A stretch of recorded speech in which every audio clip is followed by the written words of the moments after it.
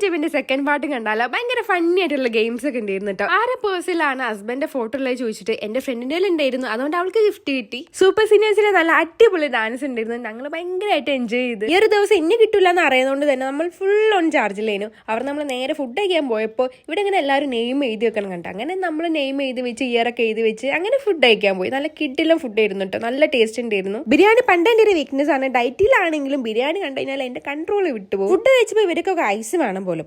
അതും കഴിച്ച് നമ്മൾ നേരെ ഓഡിറ്റോറിയത്തിലേക്ക് പോയി. അവിടെ എത്തിയപ്പോൾ നമ്മളെ സീനിയേഴ്സ് ഒക്കെ അവരെ ഓൾഡ് മെമ്മറീസ് പറയായിരുന്നു, ഭയങ്കര ഇൻസ്പയർ ചെയ്തു. 91 ബാച്ചാണ്. ഇവരൊക്കെ കാണുമ്പോൾ ഭയങ്കര പ്രൗഡ് ഫീൽ തോന്നിക്കുക. അവിടുന്ന് മേലെ സ്കൂട്ടായി നമ്മളെ നേരെ ചായ കുടിക്കാൻ വേണ്ടി പോയി. റിട്ടേൺ വന്നപ്പോൾ ബാദുഷൻ ടീമിന്റെ മ്യൂസിക് ഷോ ഉണ്ടായിരുന്നു. ഇനി ഇങ്ങനത്തെ ഒരു ദിവസം അടുത്തൊന്നും കിട്ടില്ല എന്ന് അറിയാണ്ട് തന്നെ എല്ലാവരും ഡാൻസ് കളിച്ച് അടിച്ച് പൊളിച്ചിട്ടുണ്ട്. അങ്ങനെ പ്രോഗ്രാം എൻ്റെ നമ്മളെ കോളേജിനോട് വിട പറഞ്ഞ് നേരെ ആ സംഘടന തീർക്കാൻ വേണ്ടി നമ്മളൊരു ഫാലുദ കുടിക്കാൻ പോയി.